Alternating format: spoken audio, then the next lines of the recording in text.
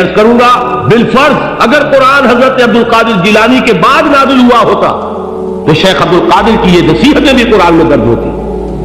اتنی اونچی نصیحتیں ہیں. اے میرے بچے اس حقیقت کو ذہن نشین کر لے, لا فاعل فی الحقیقت ولا مؤثر الا اللہ. اس کائنات میں نہ کوئی فاعل حقیقی ہے نہ مؤثر حقیقی ہے سوائے اللہ. کسی شے میں کوئی تاثیر نہیں اگر اللہ نہ چاہے. آگ جلا نہیں سکتی اگر اللہ نہ چاہے. پانی ڈبو نہیں سکتا اگر اللہ نہ چاہے. زہر ہلاک نہیں کر سکتا اگر اللہ نہ چاہے. کوئی چیز فائدہ نہیں پہنچا سکتی اگر اللہ نہ چاہے. تو در در پہ کیوں سر جھکاتے ہو, در در پر کیوں جبیں سائی کرتے ہو, سب کے سامنے کیوں ہاتھ پھیلاتے ہو؟ ایک اللہ سے مانگو, ایک اللہ کے سامنے زمین سر پر اپنی جبین رکھو.